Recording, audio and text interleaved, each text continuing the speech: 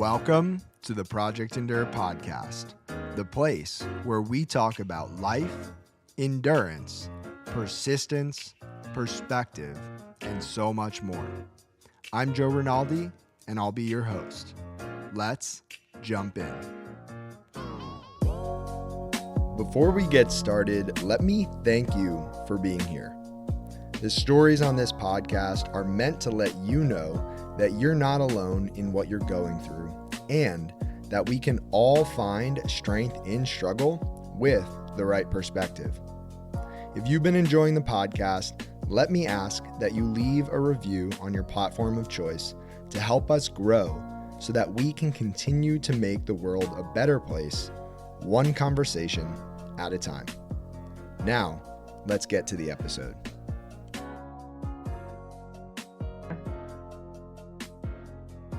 Welcome back to the Project Endure podcast, episode 166. We have myself, Joe Rinaldi, and down in Austin, Texas, we have a very, very, very special guest, Natasha Van Der Merwe. Did I get that right, Natasha?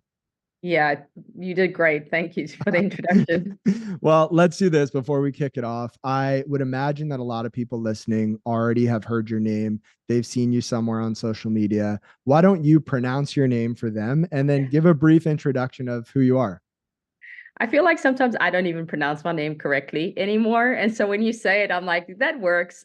Just because growing up in South Africa, it's actually pronounced, it's Dutch, and it's pronounced Van Der Merwe. And it just kind of rolls.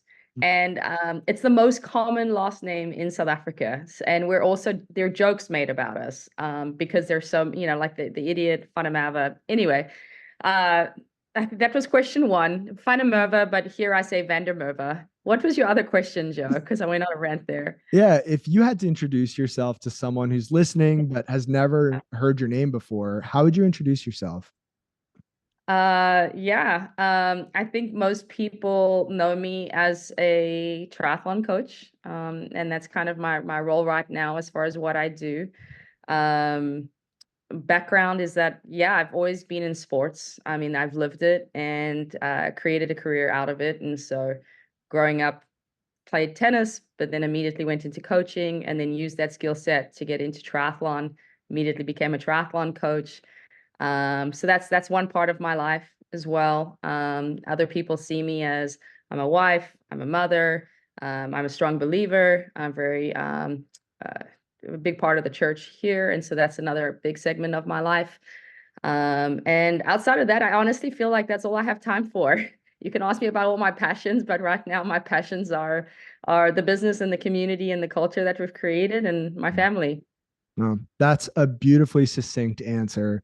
You do a lot of different things, and I would imagine that there's overlap between different areas of your life. So let me ask you this.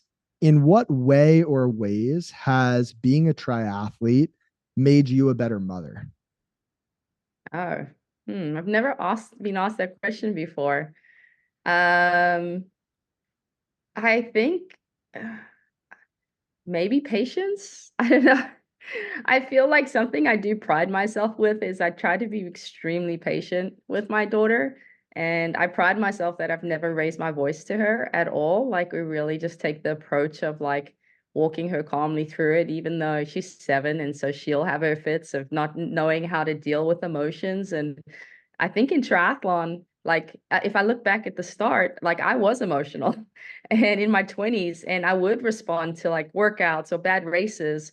And I would say I would react, not respond. And I would be emotional with the ups and downs. And one of the biggest lessons I learned is how to stay even with my emotions, no matter what the result, because you always saw that there was a learning lesson and a needed opportunity for growth through those downs. So there was no reason to really be upset with it at all, because there's always something better on the other side. And I think I've applied that to being a mother.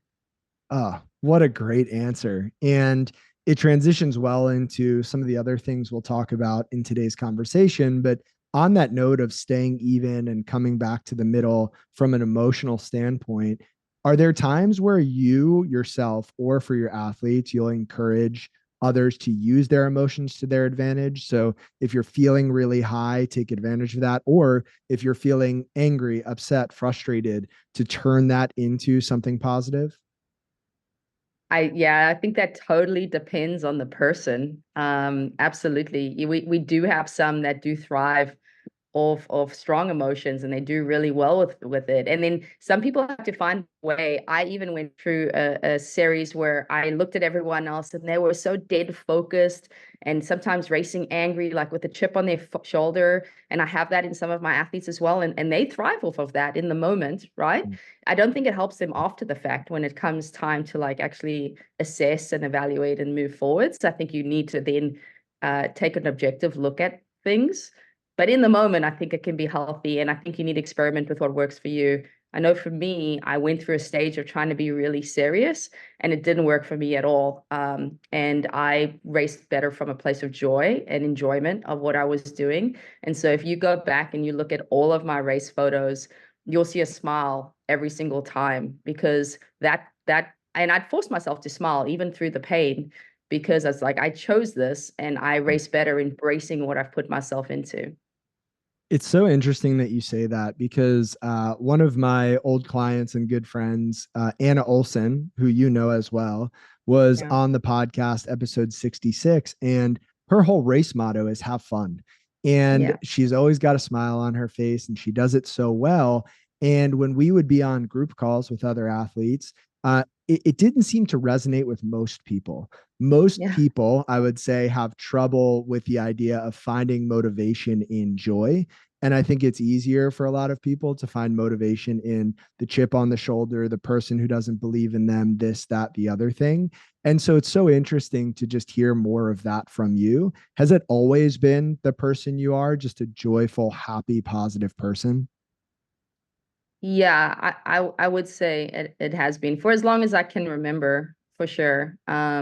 I think if any times it wasn't coming out of a place of joy, it was just like I didn't know what to do with my emotions, or I'm still kind of figuring it out. But once I kind of realized that, and also I come from a place of like understanding how God has created me and how He's going to use me, and I live by that. Like you want to be a light and you don't want to cover the light. And if you can do that, if my career and what I'm doing is racing and influencing others through coaching, then you need to represent that light of God, and that comes with joy and gratitude.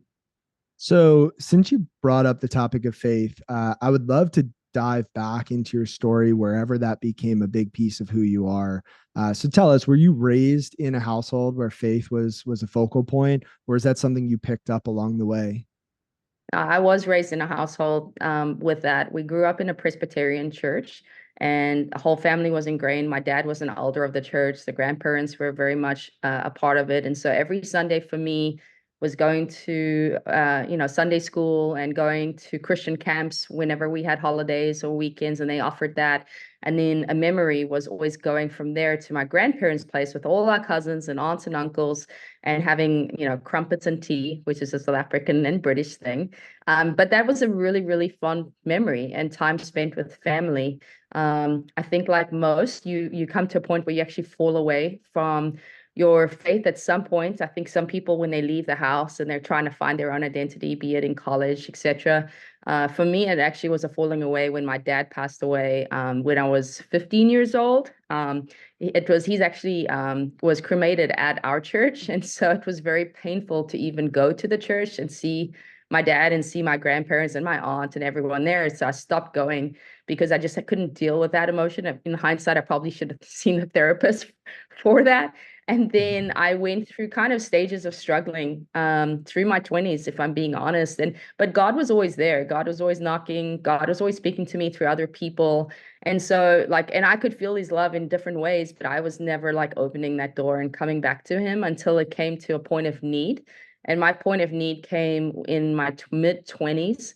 I'd already had through some pretty significant life struggles at that point for a 20-year-old. And funny enough, despite all that, it came about through anxiety of people pleasing. Like I was coaching tennis at the time, and I was putting so much pressure on myself to please people and perform for people. And when you didn't, and you didn't feel like you lived up to whatever your expectation was or what you felt their expectation was, like I felt like I was a letdown and it wasn't enough purpose to really drive me. And luckily, I had enough people speaking into my life at the time that invited me to church and took me to lunch and just talked about just the love of God and just what living with God looked like, that I basically derived my purpose to please God and not people. And it changed everything for me. So every day I look to learn more about God, draw closer to Him, and then also be basically a living, I don't want to say, yeah, sacrifice. I mean, but basically everything I did was purely trying to be more like Jesus. And that was like a purpose for me, because purpose and joy and peace was something that I was struggling to find in my 20s.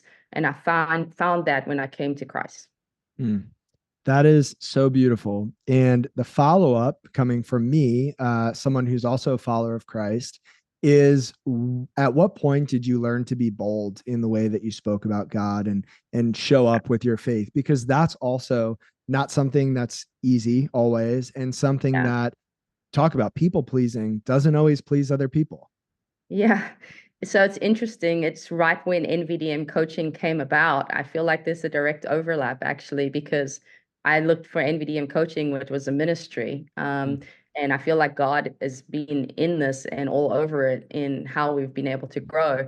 But basically, I was at our church, and at the time it was during COVID, and the church was dwindling down, and there was only about 10 of us left because of the restrictions. And we're meeting on Saturday night in this new location. And I remember our pastor saying, "Hey, like we're gonna stand up and we're gonna like pray about stuff." And I was so nervous. I'd never prayed in front of anybody. I'd really spoken about my faith at the point, and I felt like this desire of like I needed to be bold in what I believe because of how it's changed my life. And if it could change just one other person's life, like that's what you got to do. So I stood up and started praying and asking for that. And I remember bawling in front of the church, and I was the first one to do that. And then we went around the room and all 8 people started standing up, also not comfortable sharing after speaking to them after the fact. And they all started crying. And so it was like this direct prayer to God in front of other believers that I wanted to be bold in the way I spoke about my faith moving forwards. And honestly, from that point on, I was.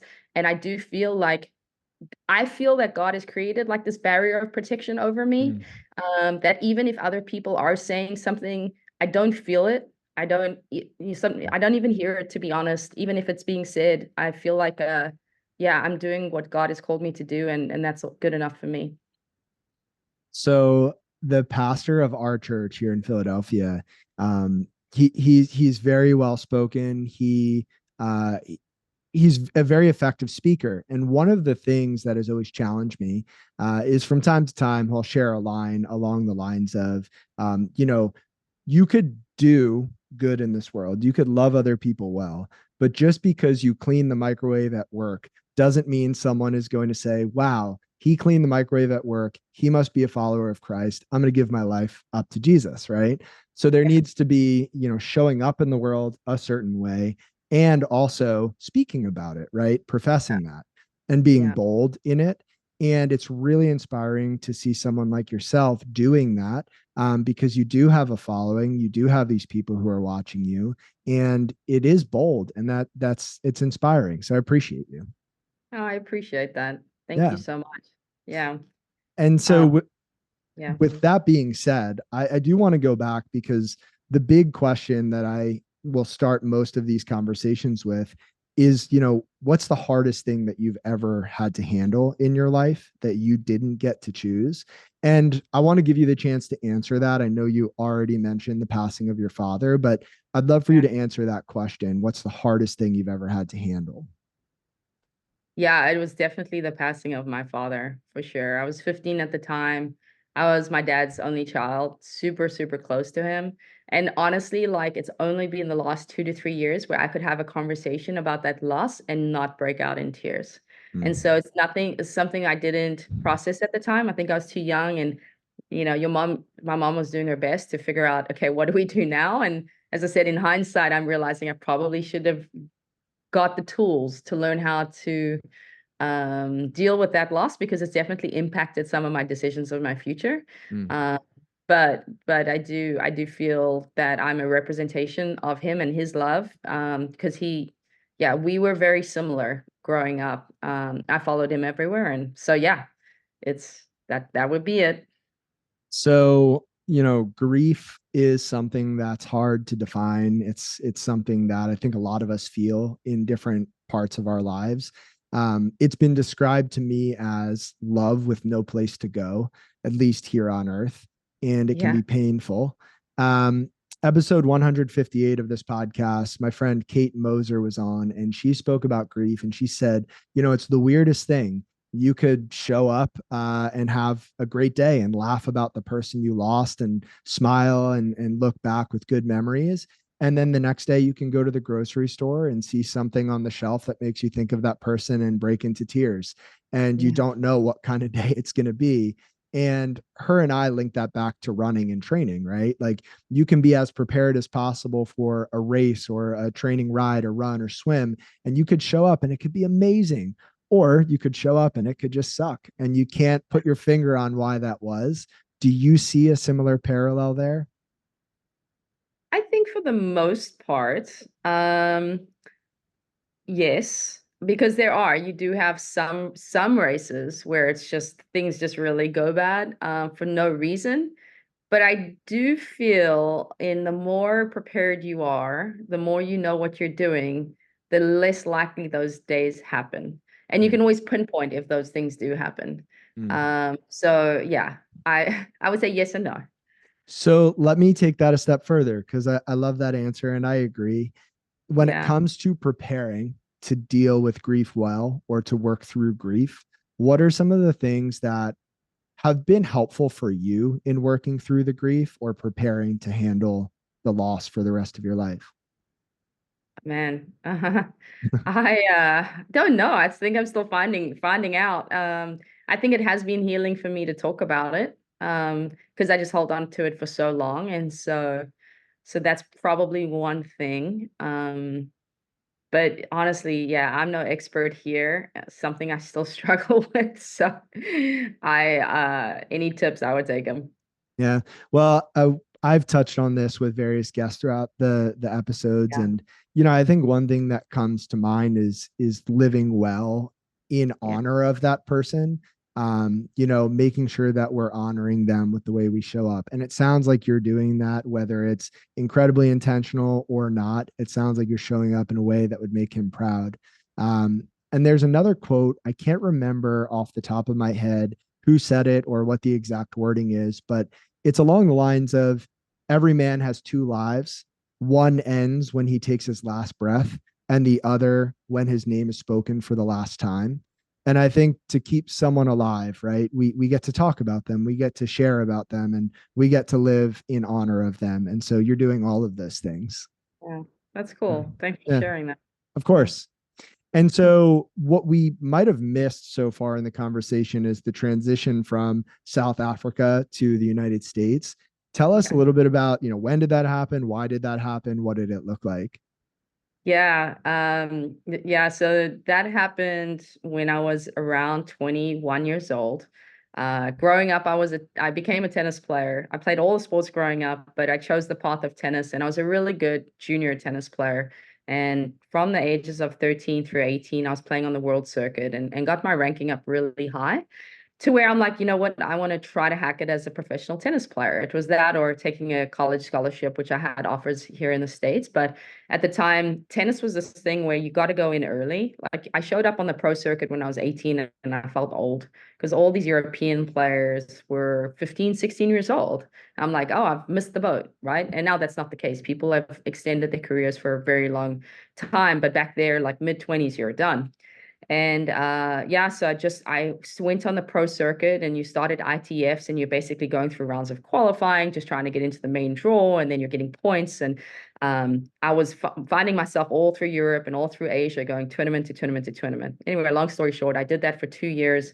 And my body was just so broken because I was basically doing that by myself. In South Africa, the exchange rate was really bad, but we definitely didn't have the finances too, with my mom being a single mom, to afford for me to go with a coach and really do this well. So I was literally playing tournaments in backpackers hotels. Like that's where I would stay to like, and so I had my tennis racket bag. I'm 18 years old and going from backpackers to backpackers, trying to get into these qualifying rounds and then taking a train in the middle of the night to go to another town to get ready for another tournament. And did that, yeah, again, 2 years on end. And um, 2 years later, my mom was working for Nike at the time, and she had a tennis tournament in the Bahamas. And by the way, I don't talk about the story, so we're just going for it because Oh, I tell people that I came here for tennis, but that's only a half truth. So what happened was I went to the Bahamas, and my mom was working for the Nike Junior Tour. I was the player liaison. While I was there, I met the golf pro, fell in love, and then I was like, I'm gonna do this. And so I ended up staying. I ended up ending my pro tennis career because I fell in love with the golf pro at Club Med in the Bahamas. And the day before I was supposed to leave, I walked into the GM's office and I asked for a job to stay. And so I ended up staying there for the next year in the Bahamas coaching tennis. They had an incredible tennis program. And then the guy that I'd met, he actually wanted to finish school at UT. And so I said, "Oh, I'll come over and visit and just kind of see if this is going to work out." And that's what brought me here. And then in that, I didn't come just to hang out. There was a tennis academy called the John Newcomb Tennis Academy in New Braunfels, and they offered me a job to work with their junior tennis program. And I traveled around with all these juniors trying to go on the pro circuit and coach them and learn from what I knew about tennis. And so I tell that story, but it was a dual story. now I have to ask that man that you came to the United States with or Yeah. for, who is that now? Is that your husband? It is not. No. I love it. That's You why know, I don't tell that story too much. but you know why I appreciate that is because Yeah. I think so many people, and I'll generalize because I do think this is true for everyone, not just with relationships. We fall in love with things, we fall in love with the idea of things, we pursue things, and they don't work out. Right? Not Yeah. everything that we go after works out, and it might not be meant to be. But that doesn't mean it's a failure. It doesn't mean there was no reason for that. And the dots ultimately connect, and we can't connect the dots going forward, but we can look back and realize that these things we once thought we wanted maybe weren't actually what we needed or wanted, but they led us to where we needed to be. And that's a beautiful thing. No, absolutely. I mean, I have no regrets. I wouldn't be here at all if it wasn't for that. So, as I say, God makes something out of our messes every single time. And so, in that case, I don't fear a mess because I know God is going to use it as long as you're staying in line with His will for you. So powerful. So from there, I would love to hear, what's the hardest thing you've ever done on purpose, and why did you choose to do that thing? Um, Good questions. Hardest thing I've done on purpose. I mean, I would just probably say like the first thing that comes to mind is like racing an Ironman, right? That's hard. Having a child is hard. So like the physical process of giving birth, I'd probably put it like way higher than actually going through an Ironman. And I chose that as well. Um, but yeah, I mean, those are the two that come to mind. And honestly, just I got into triathlon because I miss being competitive and challenging myself. And then it really turned into this uh, personal growth journey. You know, Mm. what am I going to learn from the discipline of showing up and going through these workouts and failure and then keep showing up? That I was very drawn to. And then especially the last year, it was how can I control my mind? And we talked about you got to respond, not react, and that lessons learned from triathlon really, and you got to learn to focus, right? And that really affected me, and put an imprint in everything I do in business as well, and in relationships. So before we dive in a little bit to childbirth and being a parent and triathlon, would you put as the third hardest thing building a business, or does that not fall into a category of challenge for you? Yeah, it's interesting. I mean, it didn't even come to mind. Uh, eh, No, I mean, I just love the process of building a business that I didn't ever consider it a challenge at all.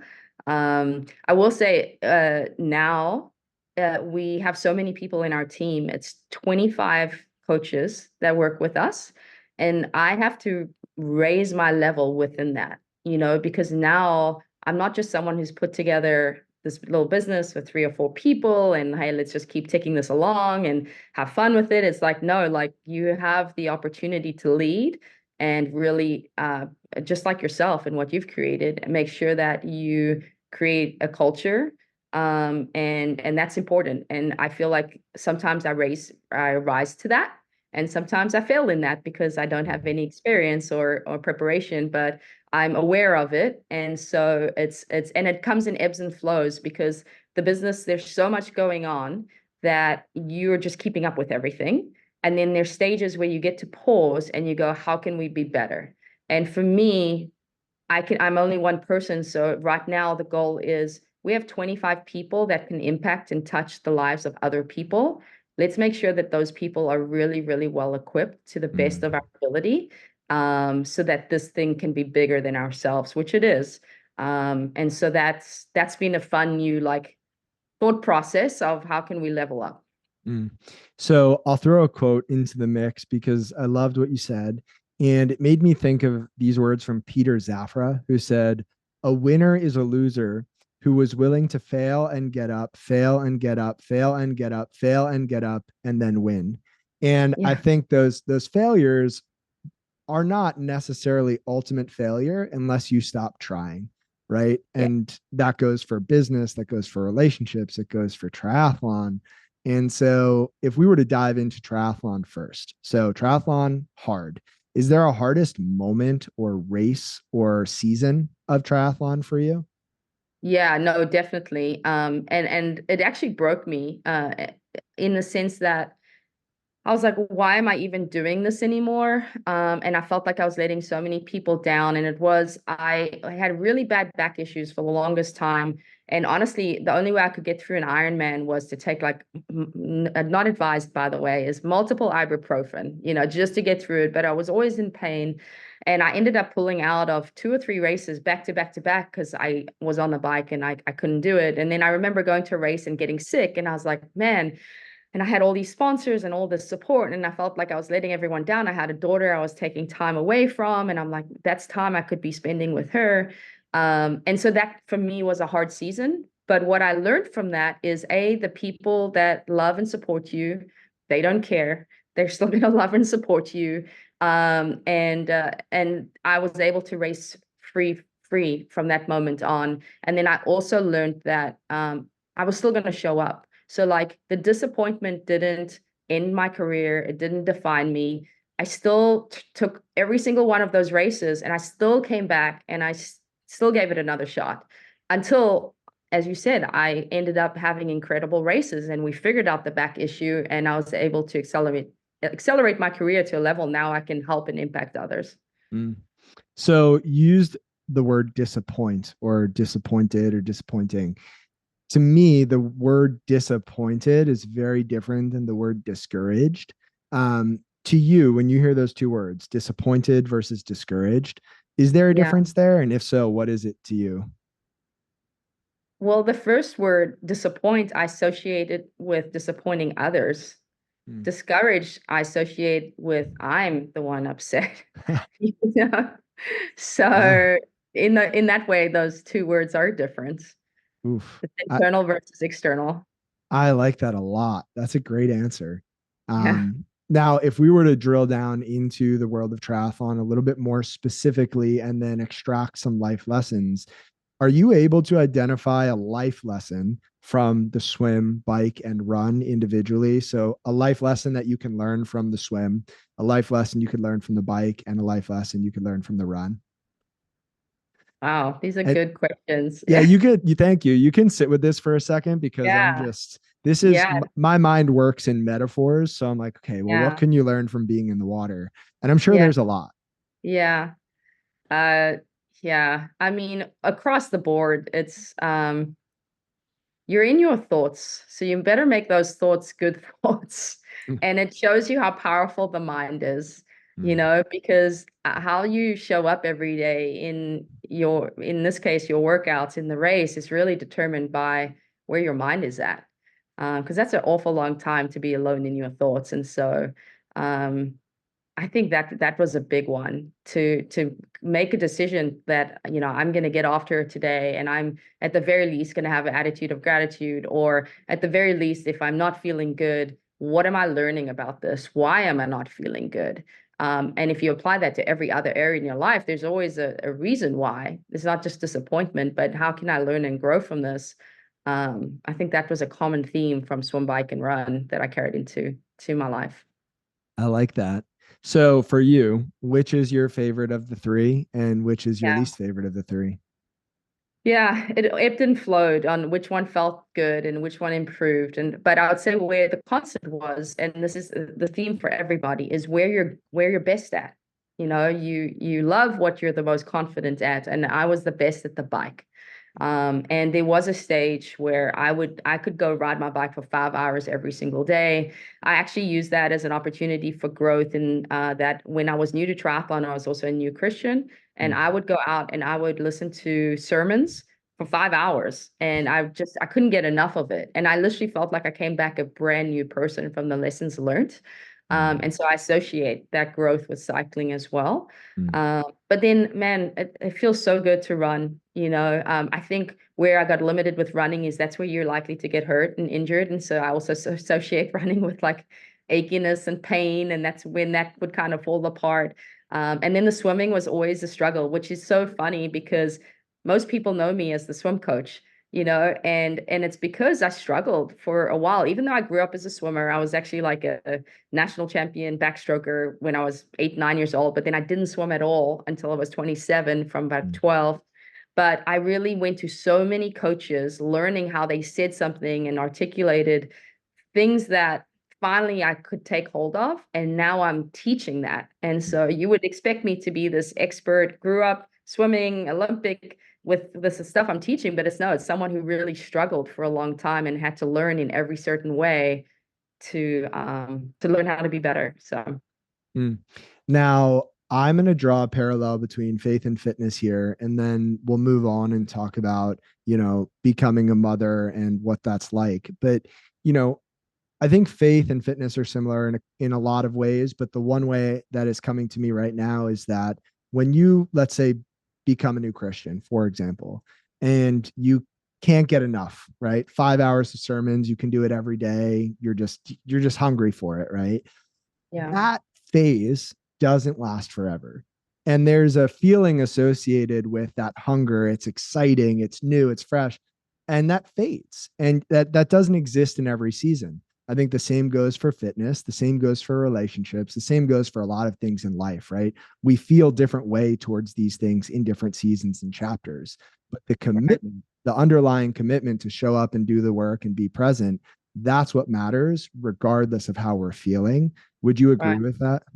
Yeah, I would 100% agree. Like before you even got to the end, as far as the commitment, like that's what I was gonna say, because it is like where I do feel like I am close to God is I'm making a conscious decision to read my Bible, to pray, to invite the Holy Spirit into my life through the day for whatever actions and conversations I'm gonna have.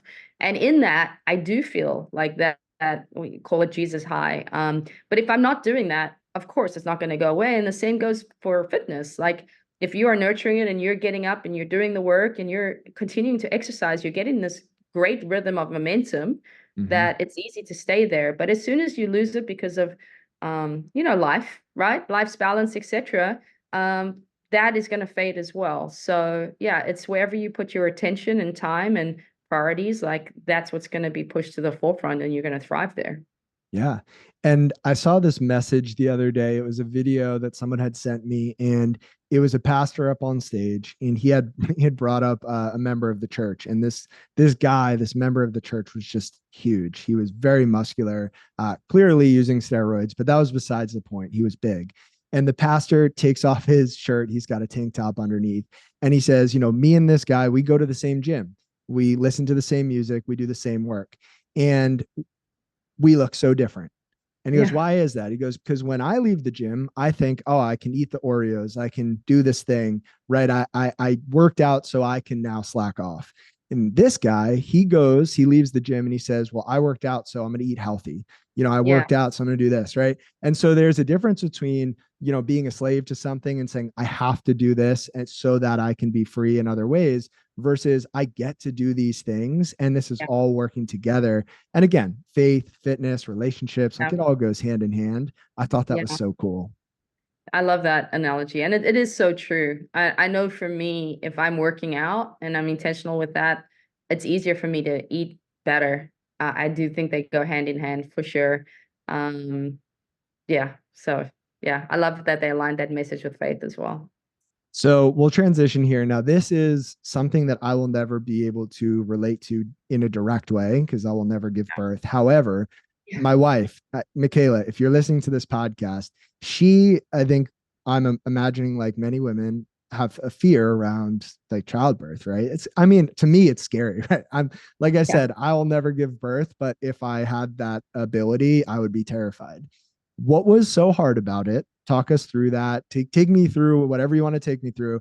And then was it worth it? And I know the answer to that Yeah. already, but go ahead. Yeah. So guys, this is not giving any female specific advice, but for me, I wish someone to held me by the shoulders and just said, please just get an epidural because natural childbirth was why it was so painful. And it was for a very, very long time. As soon as I had an epidural, it was wonderful. So that is why. Yeah. So I don't think it has to be as painful as what I experienced. Now, you and I are more similar than you might even realize. And I'll use this parallel. It's not the same thing at all. I went through this season of life when I was in high school, college, where I had these health challenges and nobody knew what was going on. I ended up getting a liver biopsy. And if anybody's ever had a liver biopsy, they take this huge needle and they stick it right between your ribs, deep into your body, and they take multiple samples. Well, I was the 20 or so year old guy who refused any pain medication or anything because I was just tough. And that hurt so bad. My ego got in the way. What was it for you? Why did you refuse the epidural at first?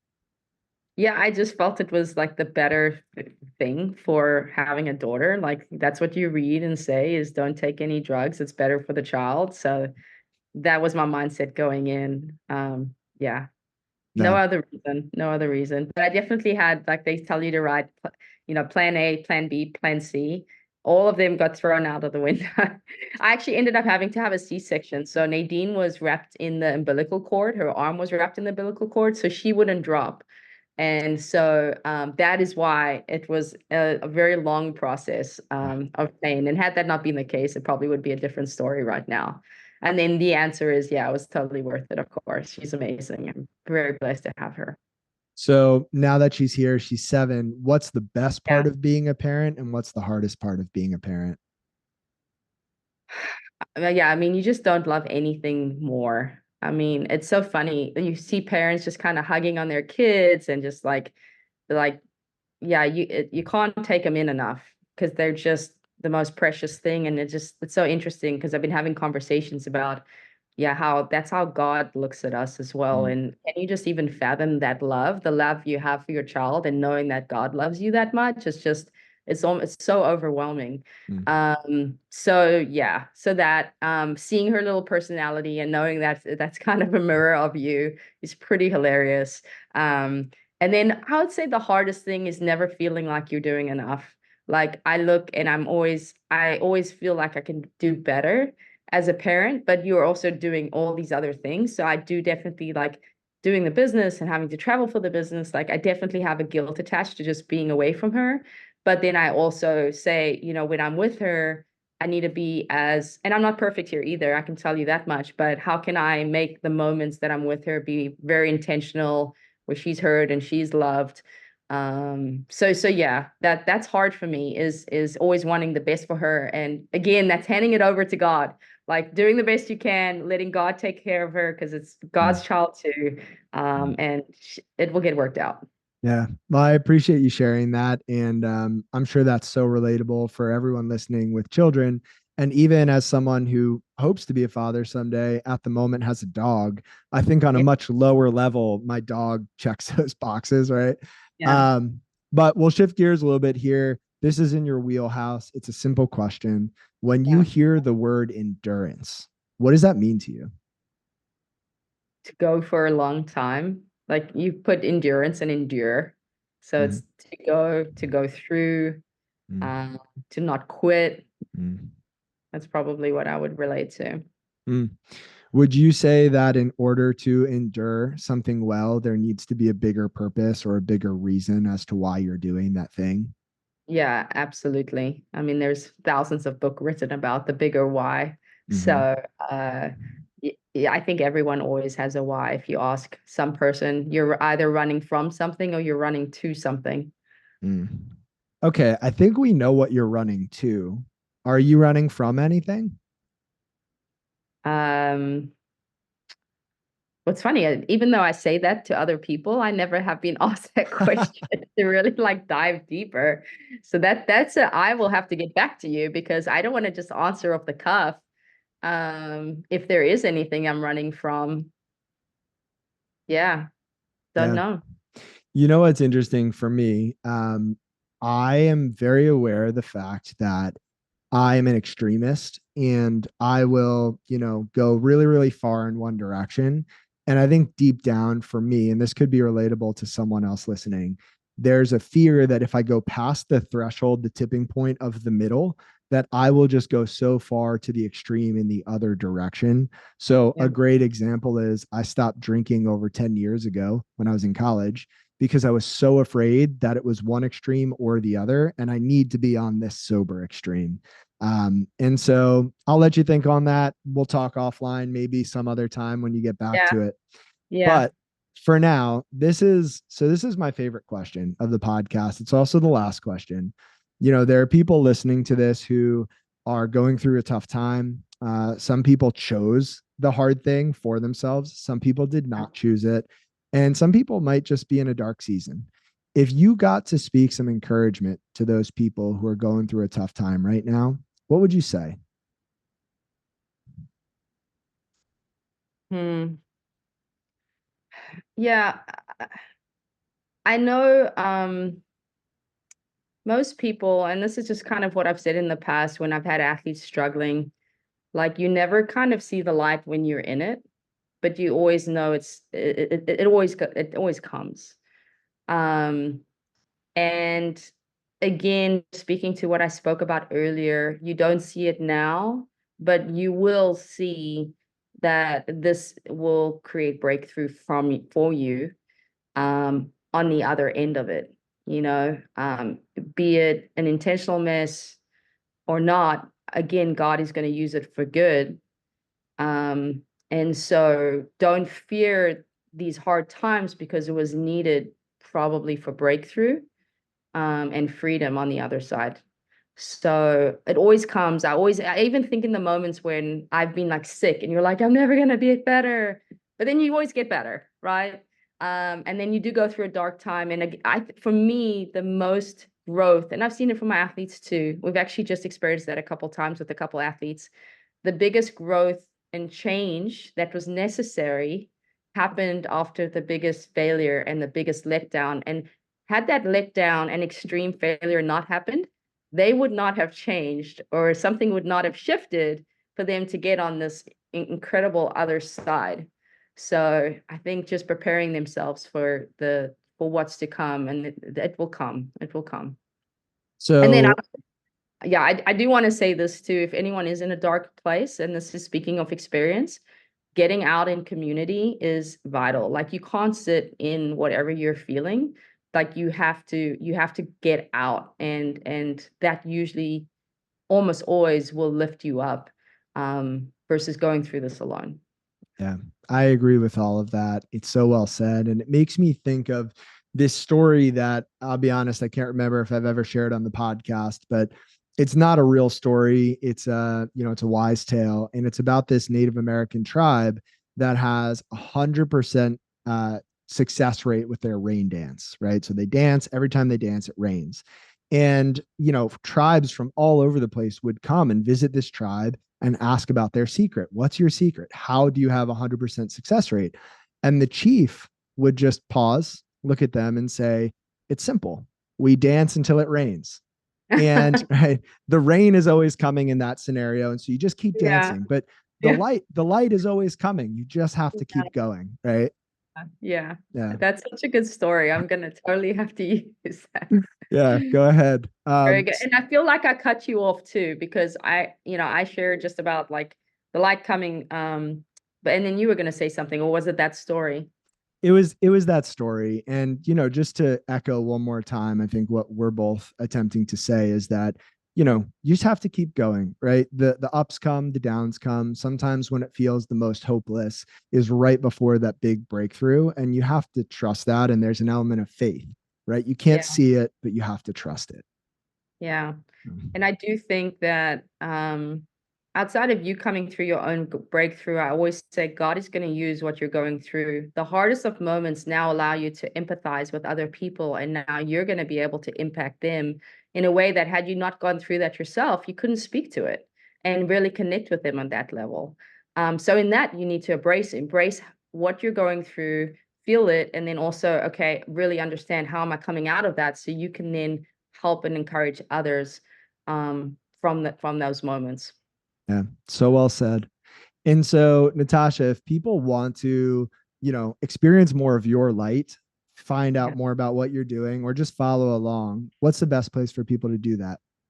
Yeah, I'm active on Instagram and I answer messages there. So it's just Natasha VDM81.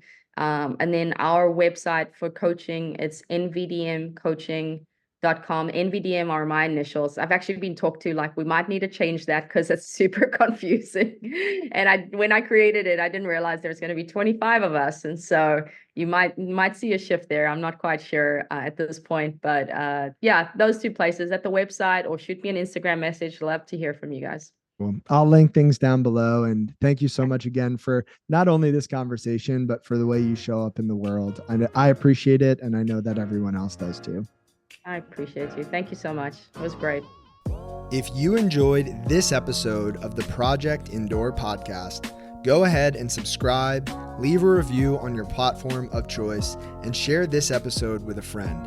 It helps us get more conversations like this out to more people like you. We appreciate you, and we'll talk to you next time. And one more thing. If you're looking for a community of people all striving to be better together, check out the Project Indoor Hard Things Club. The link is in the description below. We'd love to have you.